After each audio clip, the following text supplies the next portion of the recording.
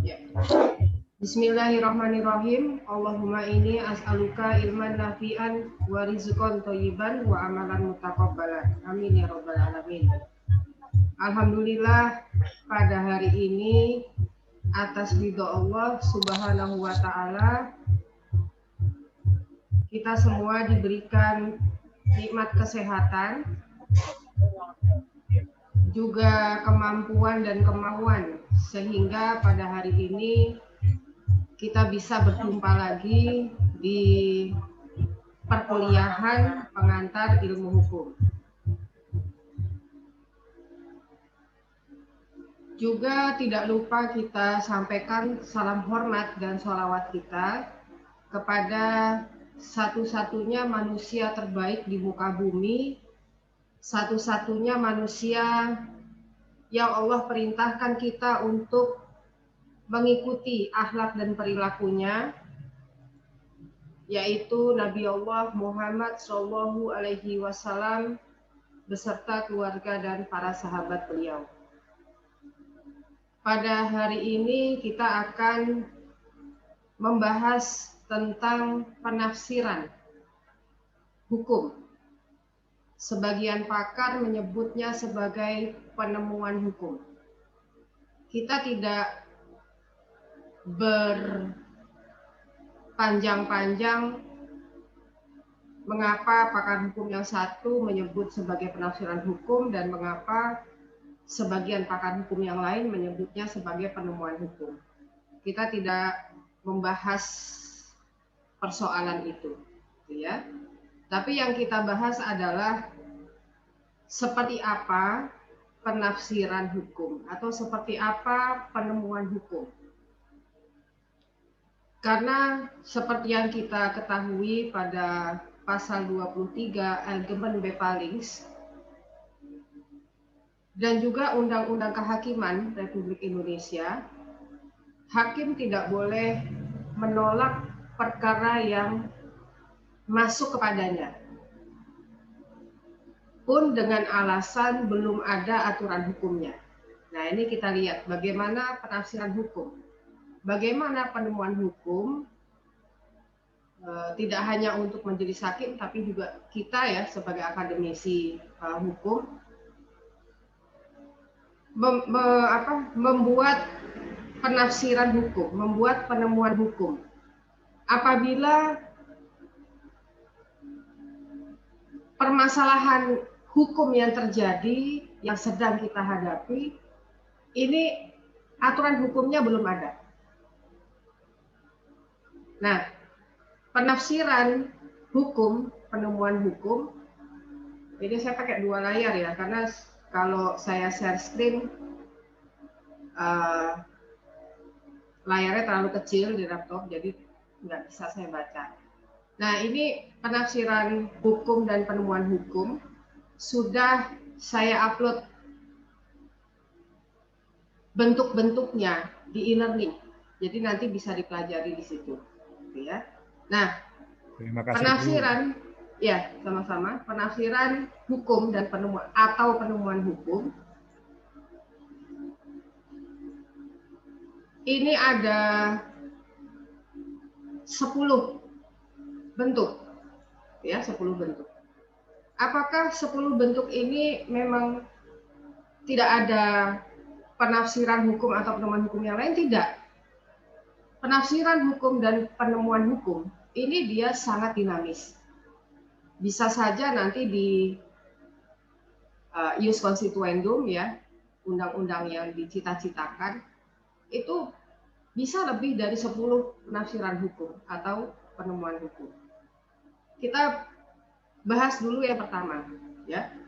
Penafsiran penemuan hukum berdasarkan interpretasi atau gramatikal. Penafsiran, interpretasi, gramatikal. Yaitu menguraikan menurut bahasa, susunan kata atau bunyi. Contoh misalnya kata dipercayakan pada pasal 432 KUHP mengandung arti diserahkan. Jadi ada beberapa kata secara gramatikal memiliki makna yang berbeda apabila kita mencari makna gramatikal itu berdasarkan undang-undang. Saya beri contoh begini. Ini contoh yang dari KUHP ya. Saya kasih contoh yang dari KUH Perdata. Dalam KUH Perdata disebut istilah wan prestasi. Dalam makna gramatikal KBBI, Kamus Besar Bahasa Indonesia, prestasi adalah sebuah pencapaian, achievement ya, keberhasilan, pencapaian. Tapi tidak demikian dalam kamus hukum. Prestasi itu bukan makna gramatikal yang selama ini kita ketahui di masyarakat umum ya, bukan prestasi. Bukan prestasi yang itu. Tapi dalam kamus hukum yang namanya prestasi itu adalah janji. Nah, ini kan berbeda sangat jauh. Maka wan prestasi adalah tidak memenuhi janji. Cedera janji.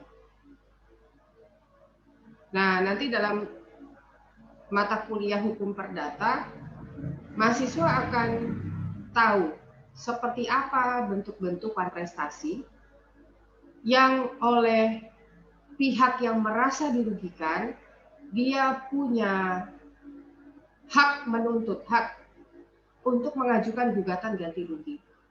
Jadi dalam mengajukan gugatan ganti rugi itu harus memenuhi salah satu dari wan prestasi. Ini perlu berhati-hati karena maaf Bu, bisa di ini Bu, bisa di-add banyak teman-teman yang lagi pengen masuk Bu. Oke. Baik. Ya. Selamat datang bagi yang baru join. Kita baru mulai, jadi kalau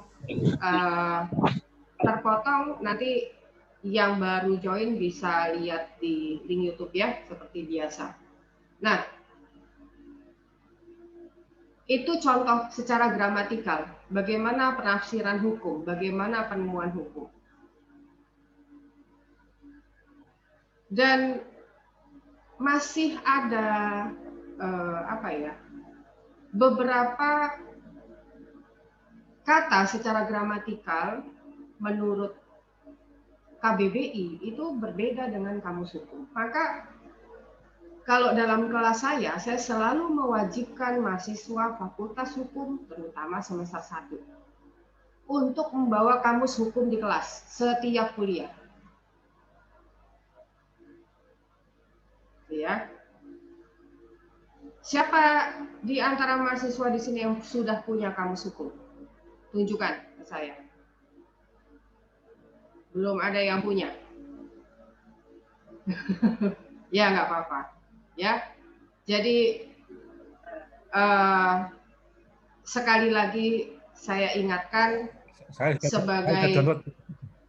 sebagai akademisi hukum, praktisi hukum, ada 4 kitab suci yang harus kita punya.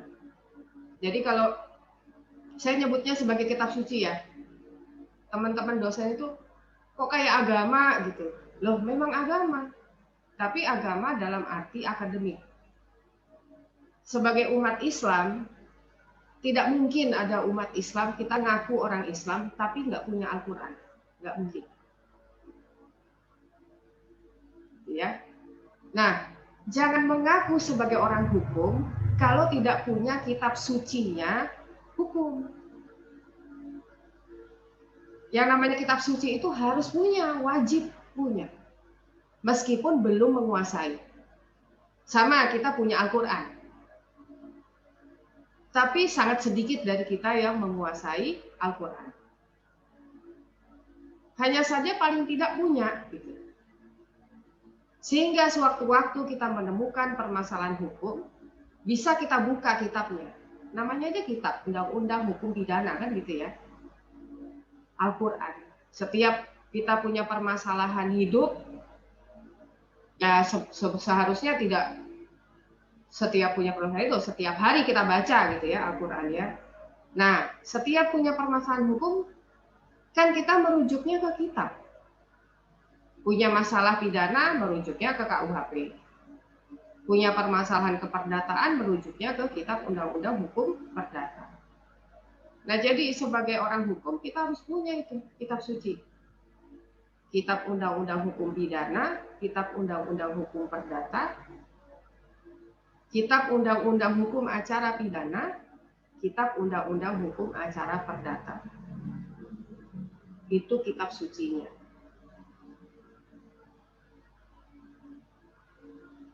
Kalau dalam Islam kita mengenal hadis, maka hadis dalam hukum ini adalah kamus hukum.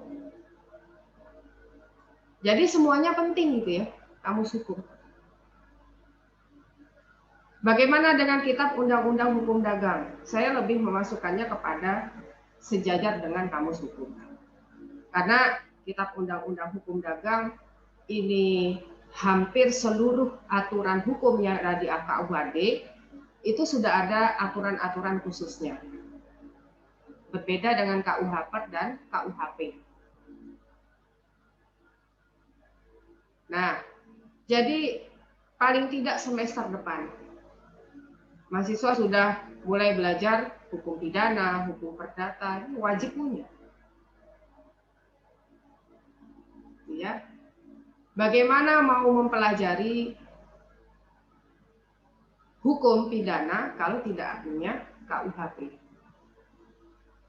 Bagaimana mau mempelajari hukum perdata kalau tidak punya kitab Undang-Undang Hukum Perdata? Nah,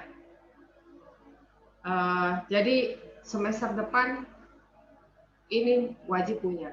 Apalagi kalau ketemu saya lagi ya, semester 2 itu harus punya, gitu ya. Nah, yang kedua, interpretasi teologis atau sosiologis, di mana makna undang-undang ditetapkan berdasarkan tujuan kemasyarakatan. Undang-undang yang sudah tidak dapat mengikuti perkembangan sosial diterapkan pada sebuah peristiwa hukum. Contoh, pasal 362 KUHP. Pasal 362 KUHP mengatur mengenai pencurian. Barang siapa seseorang mengambil sebagian atau seluruh barang yang menjadi hak milik orang lain, nah gitu ya bahasanya. Nah, sekarang kita lihat penafsiran hukum tentang mengambil barang. Di sini KUHP tidak menjelaskan barangnya berwujud apa. Sementara dalam kitab Undang-Undang Hukum Perdata, barang itu maknanya ada 8. Tapi dari ke-8 itu yang menjadi klasifikasi benda yang diakui di seluruh negara itu cuma 4. Gitu ya. Itu nanti sebetulnya nanti dipelajari di hukum benda. Jadi secara secara persamaan itu klasifikasi benda di negara-negara itu ada 4. Benda tetap, benda bergerak, benda berwujud, benda tidak berwujud. Nah, dalam pasal 362 KUHP tidak ada penjelasan sama sekali apa yang dimaksud dengan barang. Bu, mohon maaf Bu. Ya. Boleh mau masuk Bu di ACC dulu. Oh iya. Ya, baik. Selamat datang. inilah di sini penafsiran hukum. Barang. Coba saya tanya. Febrianti. Bisa dengar Febrianti ya? Bentar Bu, lagi kerja juga. Oh, lagi kerja. Oke. Sebentar, siapa ini yang waduh. Ini foto semua ini. Sebentar. Pak Amin? Siap Bu, ada Bu. Pak Amin ada ya? Oke. Pak Amin punya KUH Perdata? Ada Bu. Ada ya. Tapi sepertinya nggak sempat untuk cari. Karena klasifikasi benda ini tersebar di pasal 503 sampai 506 KUH Perdata ya. Saya cuma mau nanya begini. Listrik itu masuk klasifikasi benda yang mana Pak Amin? Benda tetap, benda bergerak, benda berwujud, atau benda tidak berwujud? Intangible aset, tidak berwujud Bu. Benda tidak berwujud? Ya. Untuk sementara begitu. Saya baru baca. Ya. Baru baca KUH Perdatanya. Kalau contoh dari benda berwujud itu apa Pak Amin? Ya banyak lah Bu. Tanah, rumah, gedung, mobil. Kalau tanah menjadi benda berwujud, maka apa benda tetap? Contohnya. Benda tetap ya banyak juga. Mesin, gedung, pabrik. Baik. Jadi begini. Sebetulnya memang Bu, ada sedikit ya. Ya, jadi dalam klasifikasi benda tidak bisa sebuah benda itu dalam KUH Perdata ya. Tidak bisa sebuah benda itu dia masuk pada benda tetap, tapi sekaligus masuk pada benda berwujud. Oh gitu. KUH Perdata sangat tegas dalam masing-masing pasalnya. Benda tetap itu adalah tanah. Gitu ya, benda bergerak adalah ini, benda berwujud adalah ini, benda tidak berwujud adalah ini. Nanti silahkan cari di KUH Perdata. Ya. Memang beda sih Bu, konsep hukum sama konsep akuntansi memang beda. Jadi memang ya, saya tadi jawabnya memang belum tentu. Iya, nggak apa-apa, kan belajar. Saya mau enggak Bu, saya mau nanya sedikit. Ya. Saya mau nanya sedikit ini terkait dengan judul kuliah hari ini. Ini kan penemuan hukum, like finding. Ya. Ini terkait dengan soal Ibu yang diskusi minggu kemarin terkait dengan kuliah Dr. Foki Fuad ya. Ya. Itu ya terkait dengan etnografi hukum. Ya, penelitian hukum, apakah bisa dijadikan sumber hukum begitu pertanyaan Ibu? Ya. Nah, saya menjawab itu bisa dijadikan sumber hukum khususnya dalam mungkin lingkup hukum adat. Ya. Namun demikian saya juga sampaikan bahwa apabila etnografi hukum itu berkaitan dengan hal-hal tindak pidana ataupun perdata, memang belum diatur di dalam KUHP maupun KUH Perdata atau hukum yang lain, sehingga itu menjadi sekaligus sebagai fact finding, artinya penemuan hukum yang tentunya bisa dijadikan acuan atau referensi oleh hakim untuk memutus ketentuan tersebut berdasarkan ketentuan di Undang-Undang Nomor 48 Tahun 2009 yang majelis tidak boleh menolak perkara yang seperti Ibu sebut tadi, dan juga ketentuan pasal berapa itu yang AB itu, yang peninggalan Belanda itu.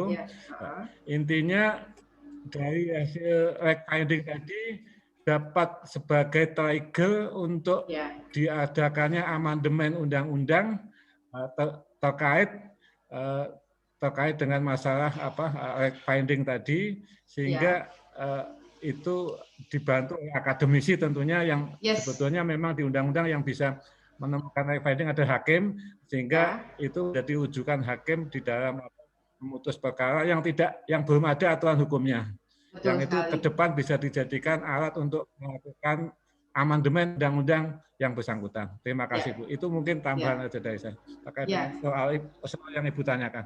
Ya, baik sekali itu jawabannya ya. Makasih. Baik sekali. Dan memang seperti itu. Jadi naskah akademik itu seluruhnya dibuat oleh akademisi. Gitu ya. Karena akademisi memang mempunyai tugas penelitian hukum, penelitian ekonomi, dan lain-lain. Maka memang apa yang ditemukan oleh peneliti betul-betul memang apa yang berkembang di masyarakat. Jadi penafsiran hukum, penemuan hukum, ini biasanya memang kalau di pengadilan itu yang dipanggil menjadi ahli itu sudah pasti seorang akademisi. Jadi dia harus seorang dosen. Pembuktian dosennya harus punya NIDN, nomor induk dosen nasional. Kalau tidak punya NIDN, dia tidak bisa menjadi ahli. Dan salah satu syaratnya adalah sudah doktor. Gitu ya. Boleh belum doktor, tetapi dia sudah minimal 3 kali menjadi ahli. Nah, Dr. Foky Fuad itu adalah salah satu dosen UAI yang paling sering dipanggil di pengadilan sebagai ahli. Ya. Nah, maka dan untuk diketahui etnografer Indonesia itu cuma ada 2 di Indonesia. Yang satu Prof. Erman Raja Bubuk, guru besar Fakultas Hukum UAI. Kemudian satu lagi, saya lupa itu, dari Fakultas Hukum Universitas Brawijaya. Yang calon yang ketiga ini Dr. Foky Fuad. Dia juga etnografer. Sayangnya kan belum guru besar itu ya. Nah, jadi ini mahasiswa Al-Azhar langsung belajar dari pakarnya tentang etnografi hukum. Jangan sampai penelitian-penelitian yang berdasarkan budaya-budaya hukum Indonesia itu diteliti oleh peneliti asing, bukan oleh kita sendiri. Gitu ya. Nah, kemudian yang ketiga, interpretasi sistematis. Sistem. Menafsirkan undang-undang sebagai bagian dari sebuah sistem perundang-undangan. Ini sangat menarik. Contoh, anak luar kawin. Harus dicari penafsiran hukumnya, tidak hanya berdasarkan KUH Perdata, tetapi juga berdasarkan KUH Pidana. Anak luar kawin kalau di KUH Perdata, di BW, di pasal 272. Kalau di KUHP, pasal 278. Mari kita lihat satu persatu. Ya. Pasal 278 KUH Pidana.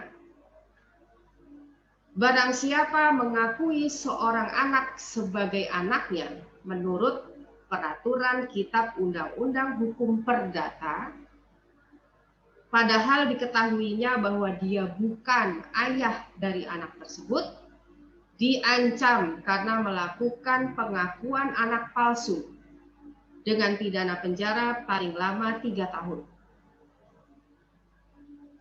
Jadi kan 278 KUH Pidana ini merujuk KUH Perdata. Seperti apa menentukan anak luar kawin.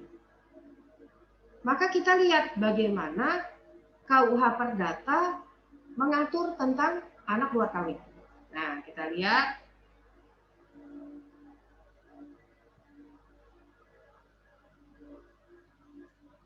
Anak luar kawin yang dapat diakui berdasarkan pasal 272 BW adalah anak luar nikah yang dapat diakui Anak luar nikah yang dapat diakui adalah anak yang dilahirkan oleh seorang ibu.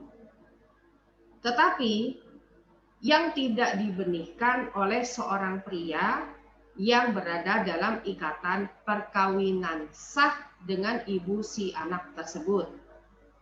Dan tidak termasuk kelompok anak zina dan anak sumbang.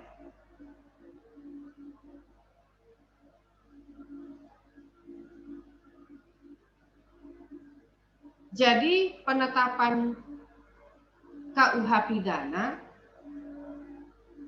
mengenai anak luar kawin melihat pada KUH perdatanya. Seperti apa KUH perdata mengatur anak luar kawin? Gitu ya. Nah, ini secara sistematis. Oh, ada yang mau masuk lagi. Nah, ini nanti dimengerti dulu ya. Dimengerti dulu. Karena minggu depan kita masih akan membahas penafsiran hukum. Penemuan hukum. Nah, maka pemahaman penafsiran hukum berdasarkan interpretasi sistematis dipahami dengan baik dulu. Gitu ya. Anak luar kawin harus dicari penafsirannya tidak hanya berdasarkan BW, tapi berdasarkan Kitab Undang-Undang Hukum Pidana. Nah, nanti diperdalam lagi ya, diperdalam lagi. Dan saya lanjutkan lagi yang keempat. Masih ada 10 menit, cukup ini. Yang keempat, interpretasi historis. Menafsirkan sebuah undang-undang berdasarkan terjadinya undang-undang tersebut. Tidak ada undang-undang yang tidak punya sejarah. Semua undang-undang pasti punya sejarah terbentuknya undang-undang itu. Karena kenapa? Sekali lagi, undang-undang atau aturan hukum itu selalu lebih lambat langkahnya daripada perkembangan masyarakat. Jadi masyarakatnya berkembang dulu, punya permasalahan, tidak ada aturan hukumnya, baru ada undang-undang kan gitu. Maka itulah yang menjadi sejarahnya, latar belakang terbentuknya undang-undang tertentu. Interpretasi historis terbagi menjadi dua. Interpretasi menurut sejarah undang-undang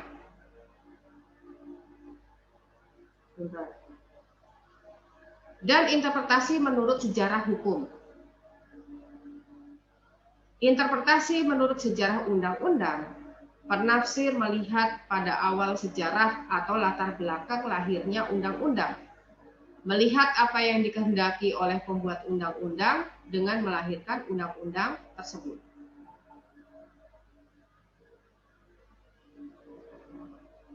Sedangkan interpretasi menurut sejarah hukum, penafsir melihat pada awal sejarah hukum kelahiran sebuah undang-undang.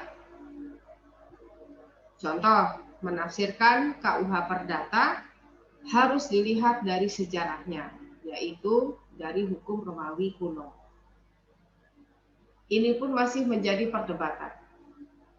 Apakah Kitab Undang-Undang Hukum Perdata Indonesia, kalau diruntut sejarahnya, betul-betul berawal dari hukum Romawi kuno. Karena sebagian pakar hukum sejarah hukum yang lain berpendapat bahwa seluruh aturan hukum yang ada sekarang itu semuanya berawal dari hukum Babilonia. Nah, ini klaim. Kalau negara-negara Eropa klaimnya hukum tertua itu dari Romawi kuno karena dia ada di Eropa. Tapi negara-negara Islam ya khususnya mengklaim bahwa sejarah hukum tertua di dunia, pertama kali ada kitab hukum, itu adalah di negara Babilonia.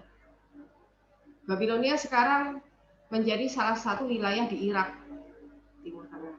Ya. Nah, jadi ini kan beda ya penafsir sejarah hukum. Lahirnya hukum menurut negara-negara Eropa dan lahirnya hukum menurut negara-negara selain Eropa. Ya, terutama negara-negara Islam. Nah, jadi interpretasi menurut sejarah undang-undang berbeda dengan interpretasi menurut sejarah hukum. Kalau interpretasi menurut sejarah undang-undang, itu kita mempelajari undang-undang ini lahirnya karena apa. Saya kasih contoh, misalnya undang-undang anti korupsi. Seperti apa sejarah lahirnya undang-undang anti korupsi? Bukankah di KUHP sudah diatur mengenai tindak pidana korupsi? Jadi untuk apa ada undang-undang khusus yang mengatur tentang korupsi? Kenapa tidak pakai yang di KUHP aja gitu ya? Nah, ini kan ada sejarahnya. Nah, ini sejarahnya tidak terlepas dari kompetensi penegak hukum. 4 pilar penegak hukum ya. 4 pilar penegak hukum itu adalah hakim, jaksa, advokat, dan kepolisian. Nah, itu dipelajari nanti. Kenapa undang-undang anti korupsi ini harus ada, padahal di KUHP sudah ada aturannya. Tuh, ya. Nah, siapa tahu nanti di ujian akhir semester dipertanyakan. Nah, Bu, mau nanya sedikit, Bu. Ya. Bu, mau nanya dulu, boleh, Bu? Silakan. Ya, Pak Amin. Penafsiran hukum, Bu, mau nanya sedikit. Ya. Terkait dengan penafsiran hukum itu kan banyak ya, Bu ya. Ada penafsiran historis, ada sosiologis, ada mungkin analogis, ada kontrario, macam-macam dan sebagainya ya. Ada penafsiran resmi atau sahih. Yang ingin saya tanyakan terkait dengan hukum pidana dan hukum perdata, penafsiran apa yang tidak boleh digunakan, Mbah ya, dan mungkin aparat penegak hukum lainnya juga jaksa, yang tidak boleh digunakan di dalam penafsiran hukum pidana misalkan contohnya atau hukum perdata. Ini kadang kita kan kalau contoh hukum pajak nggak boleh analis penafsiran analogi misalkan, itu juga nggak boleh. Ya, tapi untuk yang hukum pidana saya belum tahu penafsiran apa yang tidak boleh digunakan dalam penafsiran hukum pidana. Makasih, Bu. Ya, sama-sama. Itu, Bu, pertanyaan, Bu. Ya, untuk bisa menjawab pertanyaan Pak Amin, ini kita harus bahas ke-10 penafsiran hukum dulu ya. Penemuan hukum dulu. Jadi mana yang boleh atau tidak boleh, mana yang diperbolehkan dalam hukum pidana, tidak diperbolehkan dalam perdata, atau sebaliknya. Nah, jadi kita lihat dulu yang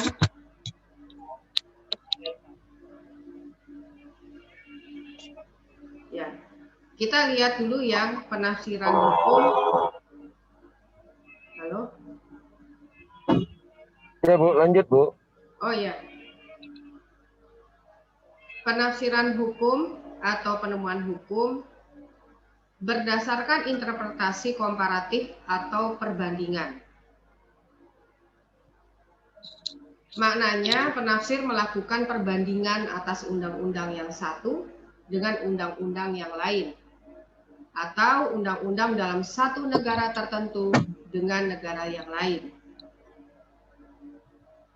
Hal ini sangat berperan dalam interpretasi terhadap ketentuan-ketentuan hukum internasional.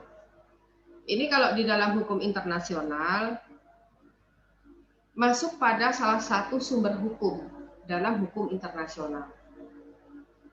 Sekilas mengenai hukum internasional, yang juga sudah ada slide-nya di pembahasan tentang sumber-sumber hukum. Salah satu sumber hukum itu kan ada yang traktat. Traktat itu kan treaty. Treaty adalah perjanjian internasional. Interpretasi terhadap ketentuan-ketentuan hukum internasional yang dimaksud di sini, ini adalah sumber-sumber hukum dalam hukum internasional itu sendiri. Gitu ya. Artinya begini, bagaimana kalau penafsiran hukum nasional berbeda dengan penafsiran yang ada di dalam hukum internasional? Hukum internasional ini kan terdiri atas beberapa sub bidang hukum. Contoh misalnya ya, kalau hukum internasional itu banyak sekali cabang hukumnya. Ada hukum lingkungan internasional, ada hukum pidana internasional, ada hukum perdata internasional, ada hukum laut, the law of the sea, ada hukum diplomatik internasional, ada hukum ruang udara dan angkasa luar. Itu kan banyak sekali ya. Nah, masing-masing kan ada perjanjian internasionalnya.